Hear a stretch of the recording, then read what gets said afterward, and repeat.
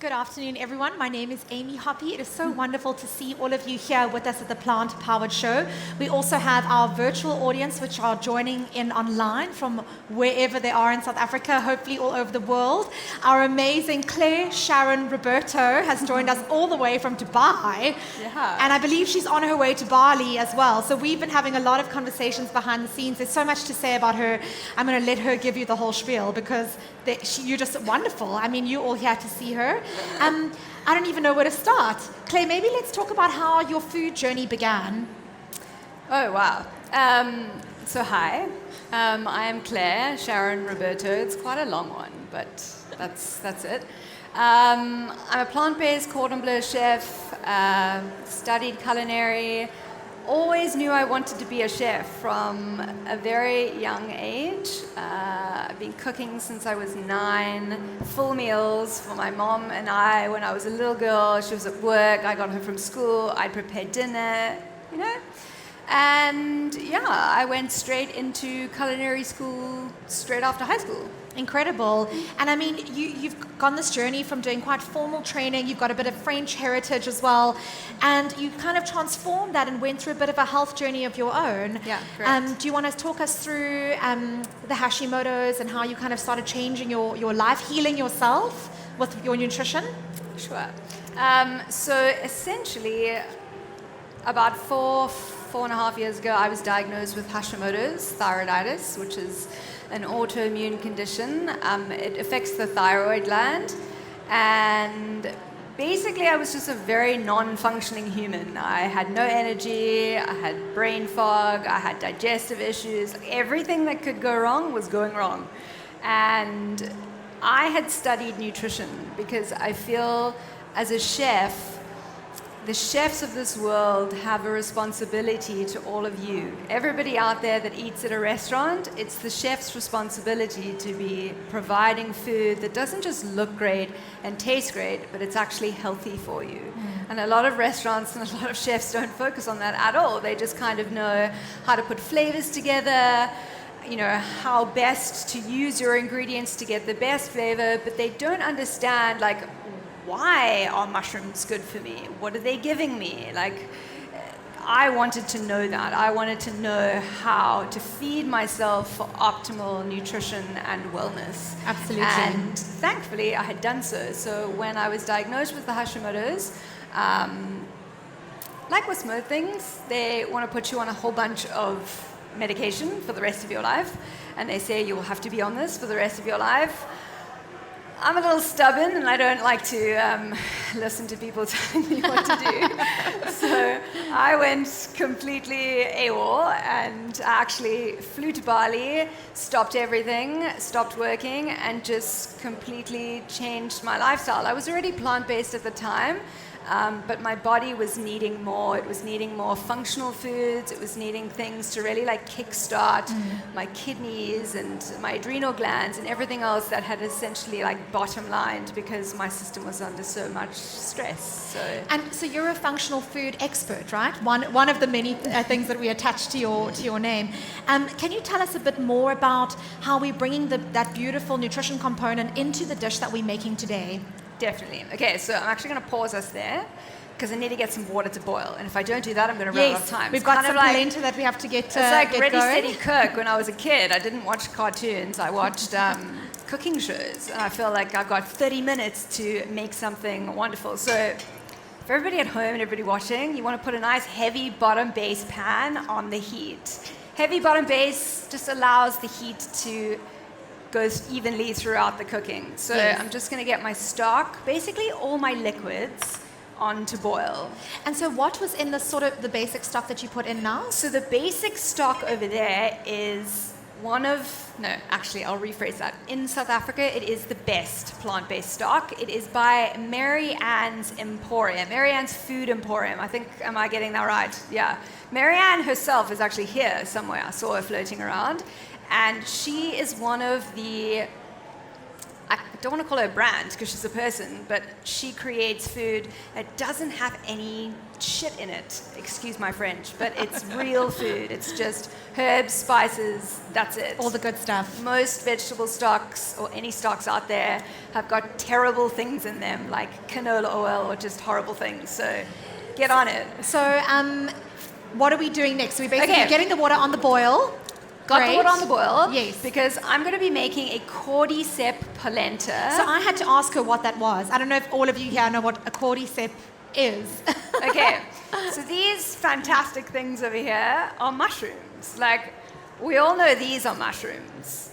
But now mushrooms can be divided into 3 different areas. You've got culinary mushrooms, which everybody knows. They go to the shop and they buy mushrooms to eat. Those are fantastic. Then on the opposite end of the spectrum, you've got what we call, which is legal in some countries, illegal in other countries, psychedelic mushrooms, what our parents would have called magic mushrooms, right? Then in the middle, we've got something called functional mushrooms, functional foods. And these are these bad boys, which you can get fresh, but they are quite difficult to get fresh at certain times of the year. A lot of them are wild harvested from the wild and only pop up certain times of the year. Now, functional mushrooms are within the range of foods called adaptogens. They essentially help your body adapt and cope with stress. And the reason for that is because they've been around for millennia. Like, this was one of the first foods ever, like one of the first cells ever discovered in fossils, like 600 billion thousand years ago. Incredible. That's just a funny history. But essentially, Cordycep mushrooms are known as the athlete's mushroom. Athletes, triathletes, runners, swimmers, anybody out there that wants to get endurance, this is the endurance mushroom. So I was saying to Claire, I'm busy training for a triathlon in Rwanda, so I need to get onto having this. And can you sort of have it daily, or how does it work? Yes. So cordyceps are allowing your cells to take in more oxygen.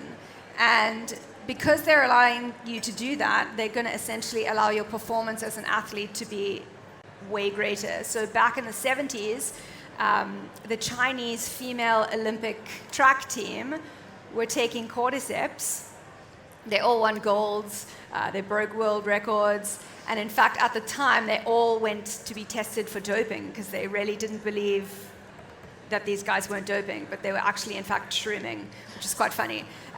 But this is the real deal. You want to get onto a cordycep if you're any kind of athlete. So for me, I really try to incorporate adaptogens and super mushrooms, or as I like to call them, super shrooms, into nearly every aspect of my day. I have them in tonics in the morning and the evening. I have them in my breakfast, my lunch, my dinner. And a lot of people don't realize that you can incorporate these incredible medicinal mushrooms, these functional mushrooms, into food and into dishes, and they actually have their own incredible flavors. Amazing. So cordyceps have got like this smoky, earthy, woody.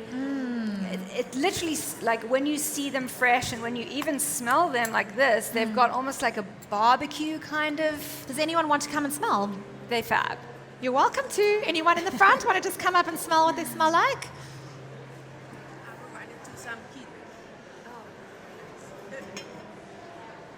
Very earthy. Can't wait to see how the flavor develops when we're using them with the recipe today. Yeah. Here we go. Okay, so let me just check this water. Okay, it's coming up. Essentially, I need to get it to just below boiling, and then I'll start stirring in my polenta. But while I'm doing that, I'm actually going to work my mushrooms. So for this dish, because I'm making polenta, which essentially doesn't have very much texture to it, I'm making a very soft polenta today, like very Italian style, where essentially it's going to like walk over your plate, kind of like porridge, but you want that. It's like silky, creamy, smooth. I'm using fine polenta today, because if you use coarse polenta, it's going to be more like mealy meal or pap, as we know it in this country. So to create texture for this dish, I'm going to actually tear my mushrooms. So a lot of people think that you have to cut mushrooms. You do not. Another thing that I really want to teach to you guys, please do not wash a mushroom with water. Please don't do that. Tell us why. A mushroom, if it needs any sort of like cleaning, can just be dusted with a little paper brush or towel, something. a brush, a cloth. You never want to wash a mushroom because it's essentially like a sponge. And as soon as it touches water, it sucks up that water. So if this little guy is full of water, he's not going to be able to absorb all of the wonderful flavors that we're going to impart into him when I cook him with all the things that I'm going to cook him with. Such great advice. So yeah. And isn't it lovely to also actually, I mean, I know that Feel. you're very much about mindful cooking and mindful eating. Yeah. To feel your food as you're working with it, actually like getting in touch with your ingredients. 100%. I think food is definitely, it's something that's not just about putting it into your mouth and having it fuel your body. It's something that can create so much wonder, peace, Curiosity. just everything in your life. And this is quite a fun thing to actually do with your kids. So if you're in the kitchen with your family, how to introduce your younger kids to giving them a task, but also actually interacting with food, a raw ingredient. Exactly, and I guarantee you, for all of those parents whose kids don't want to eat, because I've been there working with a lot of kids, when they don't want to eat, if you get them into the kitchen and you get them cooking their own food, they're going to want to eat their own food, I promise. Okay, so our water has come up to a boil. Lovely. I'm now going to reduce the heat down. So we've got about a cup of the polenta there, right? I do, but I've actually got less water here, so I'm going to halve what I've got going in here. So the ratio should be about 6 cups of liquid to 1 cup of polenta, but I can see here I've got probably about 3 cups of liquid, so I'm going to go in with half. I love how she can just see that. I mean, this is years of experience. I would look at that and go, I don't know. Yeah, years of practice. Okay, so very important, stir all the time. Specifically for the first 5 minutes, you want to be stirring the whole time. And you want to be streaming the polenta in. It's like a pretty yellow rain. Beautiful. And you want to go really slowly because you don't want to get clumps and lumps, unless you're somebody who really likes lumpy porridge. I mean, I do know there are people like that exist. But for this, we want it to be like beautiful and creamy. So I'm just going in slowly but surely. And you never want your polenta to boil. Okay. Okay, so that's about half. You never want it to boil. So I'd say for the first 5 minutes, I'm going to stand here. I can also stir if you need to pull mushrooms, or we can change tasks. Okay, yeah, let's swap. Okay. Great. I'm going to carry on ripping up my mushrooms. So now I'm really professional. yeah, look at that wrist action. Oh, it's already starting to thicken, actually. Yeah, Wow. it will. You'll see it thicken really quickly in the first 5 minutes. Now, polenta usually takes about 20 to 30 minutes to cook. And for the next sort of 25 minutes, we only need to give it a stir like every 3 to 4 minutes. So it's not too labor intensive for the peeps that are like, oh my God, how am I going to stir for 30 minutes? I feel like this always happens to me, but my whole body wiggles when I whisk. It's like my bum's doing a little dance at the back while my arm, I don't know how to disconnect the two. We need to put a hula hoop It's a on good you. little workout happening here. Oh wow, so it's really actually thickening quite a lot already. Yeah, amazing. So let me just check. Is the heat, yeah, so the heat, you definitely want it to be all the way down now. So it's kind of just like a simmer, like gentle. This is like a gentle dish. And now that we are at that point, garlic clove, you don't have to worry about peeling it. I'm just going to use a nice big blade and give it a bash. Just take off its skin. Such a nice way to throw it just in. toss it right in there. I wasn't Toss it ready right in there. for that. It's actually such a clever way. Just give it a smack so you don't have Yeah. to be finicky about peeling it off. Exactly. And with garlic, the smaller that you chop it, the finer you chop it, the more intensive it's going to be. So if you want something to be like really pungent, hectic, strong garlic, finely chop it, or even create a paste out of it by using the side of your blade. If you want it to be like a very mellow garlicky flavor, you just smash it and chuck it in whole. So I often do that when I'm roasting something. I almost just smash a few cloves Yeah. and toss it in the pan. Yeah. Perfect. And also, because garlic has got such a high burning point, that prevents it from burning in the roasting. So we're using some beautiful exotic mushrooms here from Denny. So the different mushrooms we're using, we've got shiitakes and... So these are shmidgis. Shmidgis. And they're so cute, and they're going to create so much beautiful texture. They always look so good on the plate. They do, so and they're going to be so wonderful as garnish, because essentially these mushrooms are going to garnish the polenta and make it beautiful. But what I can say about these shmedgy friends over here is that they are fantastic for pan frying, which is what I'm going to be doing with them next. But the best way to cook these guys is to steam them. So think of having like a bamboo steaming basket, and instead of using water to steam them with an infusion.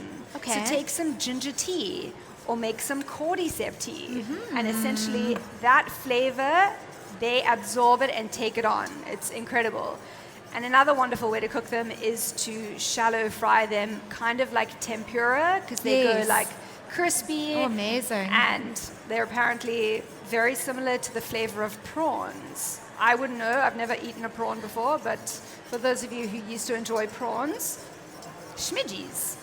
It's actually such a nice idea as an alternative when people are making the transition into eating more plant-based lifestyle. What just tastes to try like what? different things, exactly. Yeah. Wow, this is really thickening up here. I can feel my arm muscles actually doing a bit of tough work now. It's suddenly gotten a bit harder. You've got it. I didn't know I was going to be training today. Okay, so I'm just tearing up. This is the king oyster mushroom. Oh, it's beautiful. Usually he has a cap, like a little head, but it's not here in this particular pack. But I'm just going to shred it up, chunky. Yeah. And so how long, this normally takes about 20 minutes, we were saying, right? It does. I'm thinking we might need to get a bit of water. Okay. Because I don't think there was enough water here. Do I need to whisk more? Is it my technique? Thank you. If you ever had to see, but this is perfect because a lot of home cooks will be like, oh my God, what happened? I did what Claire did, what she said, and it's like, that's not looking like hers. So if it gets dry, just add a little bit more water. It would be amazing if I had a kettle of boiling water. I would just add boiling water so I don't bring the temperature down. Okay. It's fine. Chuck some water in, keep stirring, and yeah. Good. Because this is essentially the texture that it's going to look like when we're done. Okay. But the grain itself is not cooked yet. Oh, you can see, because you can see the texture, right? Exactly. Okay. So we need to have it in the water continuing to cook. Thank you. Thank you. Thank you. Okay, so what have we got in here? Yeah. It's so fab to have like a little sous chef. I know. I feel like my role's been upgraded. Also, to be a sous chef to you, what a privilege. Okay, so the next ingredient I'm going to flavor this polenta with is miso. So miso is essentially just a fermented bean paste made with soybeans. This is a brown rice miso. Yeah. It's quite a dark miso, so you get obviously a few different colors. And does that mean the flavor's just stronger, right? Yeah, so the darker the miso, the more sort of rich and umami it is. You get white miso, which is very light in color. It's almost like my jacket. And it's almost got a sweet aspect to it, so it's really amazing in desserts, or I sometimes like to stir it through my porridge in the morning. Oh wow, I must try that. Miso is like the best form of probiotics. You don't need to go out of the shop and buy probiotics, guys. You just need to eat fermented foods. They are incredible for gut health, and it's a lot more sort of like biodiverse to have it within fermented foods rather than just like taking a capsule every day. Oh, I'm a huge kimchi fan. My partner can't stand the smell, but I eat it straight out the jar just every day, like a spoonful. I think it literally keeps me healthy. Yeah, no, it's fantastic. It's like an immune booster. Exactly. Okay, so now the magical ingredient, and this I have to say is my own stash from home. And if you guys, if you guys want to go and check out functional mushrooms, my friends at Harmonic Mycology actually have a stand here. Wonderful. And I got mine from them. Not sponsored, I'm just being honest. No, I must definitely go over and visit and grab some for myself so I can get that the boost I need for my training. Yes, definitely. I think you're going to run faster, you're going to swim faster, all those things. Okay, so while Amy is doing that, I'm going to start doing my mushrooms because I want my mushrooms to kind of be done at the same time as that is done. So, with mushrooms, there's a lot of people in the world that I feel like they don't like mushrooms. I don't know who these people are. I think it's a texture thing. I love everyone's them. like, oh my God, they're so squishy and gross. Most of the time, it's because somebody, whoever it is not cooking them correctly for you, and that's why you don't like them.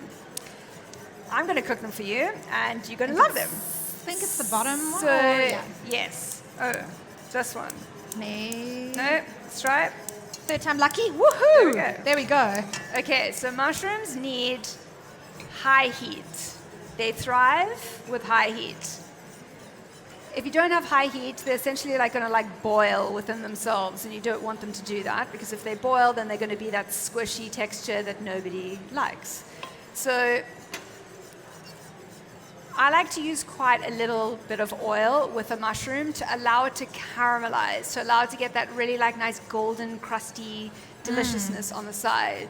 So I've got a nice high quality oil here. For this kind of thing, a lot of people would throw olive oil in. Now, I'm not against olive oil. I love olive oil. Love it. But olive oil is something that shouldn't really be cooked with. At a very high temperature specifically. Exactly. Yeah. And we want high heat for the mushrooms. And we want high heat for the mushrooms, so I'm using an oil that has a very high smoking point. In other words, it's not easy to burn, and you can heat it high temperatures, and it's not going to create like any toxic vibes in your system. So oils like that are cold pressed sesame oil or a really great coconut oil. So this is a virgin coconut oil that we've got going here. And I'm just going to wait for the pan to actually be at a really nice high heat before I throw the mushrooms in. You want to hear that sizzle when you add those mushrooms. Great, I love that. That's how you know that your temperature is fab. So can we even turn it up a little bit more? turn it up, turn the heat up. Once that pan's hot, it's going to really retain its heat. Correct. How are you going here? I'm good. How are you going? My arm's starting to get a little tired, but I'm pushing through. This is where endurance comes in, right? Yeah, I mean, you're basically just getting ready for your swim. It's starting to thicken again. So after we'd obviously added a bit more water and some of our beautiful other ingredients, it's now starting to hold a little bit of shape. Yeah, so I'm just going to add a little bit of seasoning.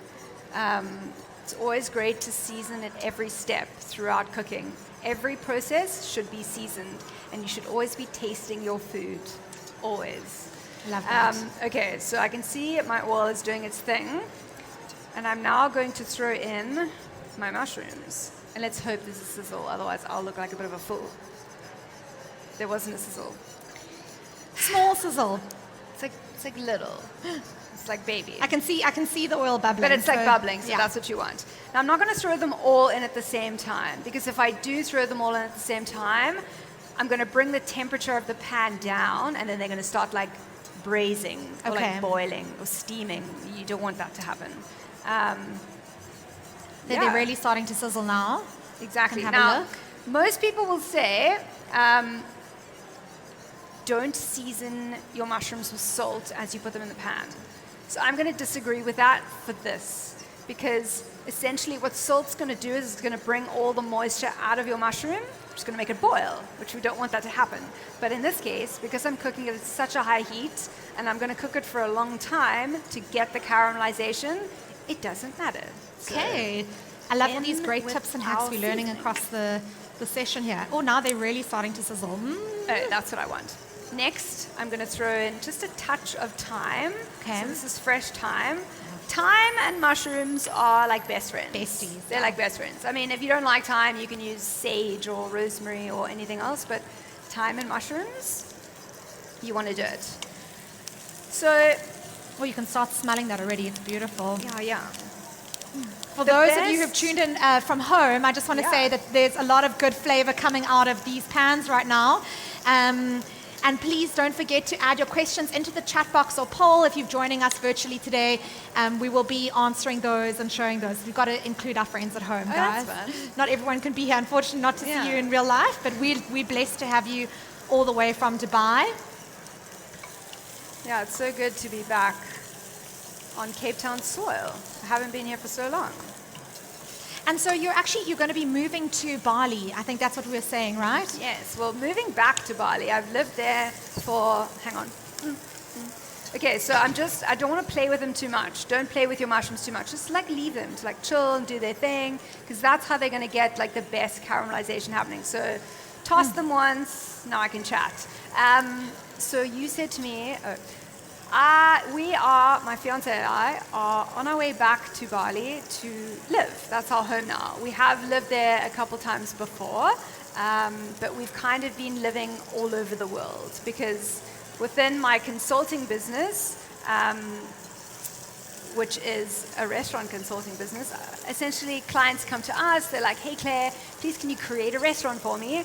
And that's what we do. We create and curate plant-based restaurants all around the world. And something you were telling me earlier, which I thought was absolutely fantastic, is with your restaurants, someone can come in and say, actually, I'm a diabetic, and your team knows exactly kind of how to work with that and how to create the right meals for that. Exactly. Tweaking a dish, or I think it's absolutely wonderful. Yeah, we think it's so important, when a server comes to your table and takes your order and you're newly plant-based or you're interested in like trying out this whole plant-based thing, it's important for the waiter or the server to be able to like educate you if you have questions, or at least answer your questions with actual answers, not just yes or no sir, So we really do pride ourselves on training our teams so that they know what a cordycep is and why it's great for you. And all of the restaurants that we create and open around the world are all 100% plant-based, but they're all 100% gluten-free, 100% sugar-free, and most of the dishes that I create for the menus have got some kind of healing benefit or element to them, bringing in the world of functional foods, supershrooms, adaptogens, or the world of Ayurveda. That's true, because you're an Ayurveda expert as well. And for those out there who possibly don't know what it means, can you give a bit of an explanation? On Ayurveda? Yes. I wish I had another 30 minutes. So essentially, Ayurveda is the oldest healing modality in the world. It's over 6,000 years old. It's what traditional Chinese medicine is based on, which is what Western medicine is based on. So when you think of being sick and you think, I have flu and I'm taking some lemon, honey, ginger water, that's from Ayurveda. If you think of intermittent fasting, that's Ayurveda. If we think of fermented foods, that's Ayurveda. Ayurveda is everywhere, we just don't realize it. And essentially it is a way of not just eating, it's kind of a way of living, really, based on the premise that everything is energy in the world. I think we can all agree to that. And there are many different elements, earth, air, fire, water, and essentially everybody has their own unique constitution in life. We're all bio-individual, we all are born very different to one another, and what works for you might not work for me. So it's totally all about true. eating for your dosha, and dosha is basically just another word for your constitution. So I myself am very high in vata energy, which is very sort of, it's like the air energy. I think you have a lot of pitta energy. I do have a lot. You've got a lot of fire in you, and that's where it comes exactly from. True, yeah. And within So the I would Ayurveda- technically eat foods that help to also calm the fire Exactly. within So, me. but balance is restored by way of opposites. So Amy here has a lot of pitta and fire energy, which means she would need to consume a lot of cooling foods like cucumbers, watermelons, avocados, those kinds of things, and practice a lot of cooling activities in your life, So like swimming, good swimming, one. There's the triathlon. meditation. Meditation. Yeah, these kinds of things. Yeah. Wow, those mushrooms are looking gorgeously golden. That's Am I not? looking fab. I was going to say, am I doing an okay job? Yeah, of course you are. I'm just turning that heat up slightly so we can get some reducing happening. Great. That color is magnificent. I know. So the color is what you want. You want to like see the golden fragrance. bits. Does anyone want to come smell a little bit closer? Come So smell the good. mushrooms. It's really good. Come on, someone come up and have a little. join us here. Come and let's have a little. Someone's got to test to this beautiful fragrance. Yeah. The aroma coming out, the Good. thyme, the mushrooms. Oh, it's amazing. So good. Okay. So I'm not going to be adding any garlic into this now because, as I said before, garlic has got a very high burning point. So if I had to add it in the beginning, it would have been burnt by now, and we don't want to have burnt garlic because no one likes that. So I'll add that in just at the end. How long have we been going for? Just so I know how long that's been going for. I feel like we've been going for 15 minutes at least. Okay. Right? 20. Has it been 20? Interesting. I think it's my technique. I'm not sure that No, I've no, got no. like the whisking we're hand of getting there. dreams. We're getting there. Okay, I'm just going to keep going. Yeah, keep going. If not, they've made some for me in the back. Okay, yes, perfect. Eventually, I'm just going to be sweating. What are you trying to tell me? Oh, yeah.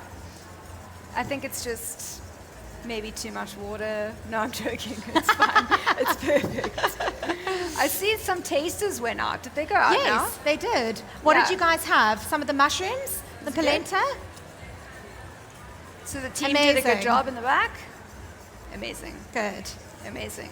Okay, so the one thing that I am going to do now is I'm going to go and choose my vessel, my plate, because it's really important to like garnish your food and have food that is super beautiful. There, that one like is Yeah, that's pretty. lovely. Nice and earthy. So 'Cause these it's- are all the Mervyn Gaze plates, and I am going to be giving away a beautiful platter at the end of the session. And we will be asking a question, so it's very important to pay attention to everything Claire's been saying. Oh wow. The first person to answer the question will win the beautiful platter, which I'll show you guys in a bit when my hands are free again. Okay, so I'm now going to add this garlic clove into my mushrooms, along with some beautiful vegan butter. Oh, amazing.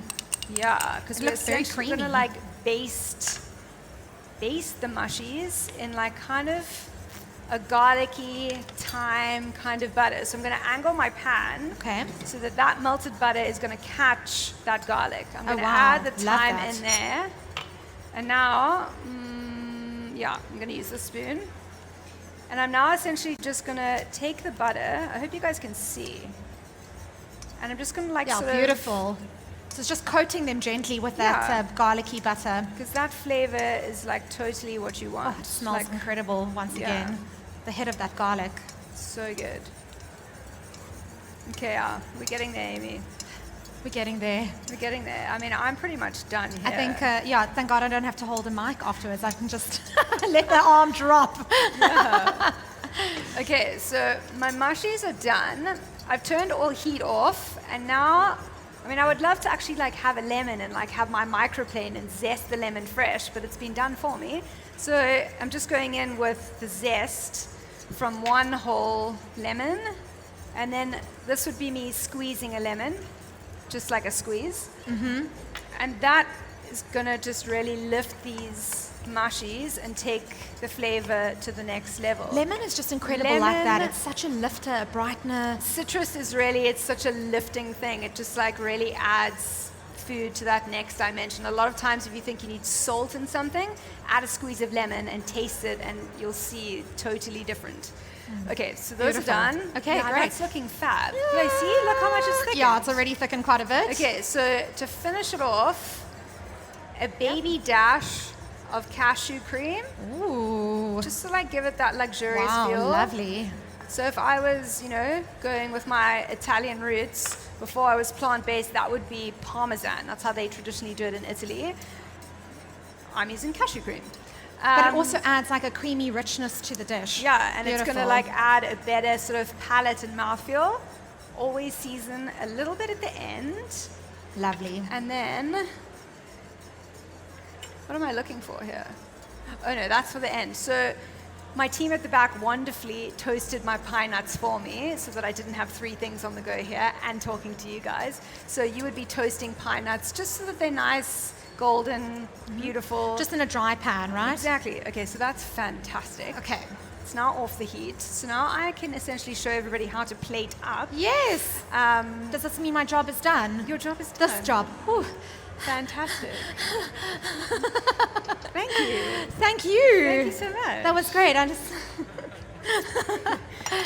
I have to say, everything smells absolutely incredible. And I'm a huge mushroom fan as it is, but I love how you added a little bit of butter with the garlic and coated them gently with the thyme. Absolutely fantastic. Let me get this out of the cameraman's And the lemon zest. Oh, yeah, beautiful lemon aroma. for me is just one of those things. I can't live without a lemon. It's one of the ingredients that just goes with everything. Definitely. Okay, so this is like a very messy setup for me. I would never be this messy ever, but I think there's like lots going on here. But essentially, for cooking, you want to have everything in its place. As a chef, we call it mise en place.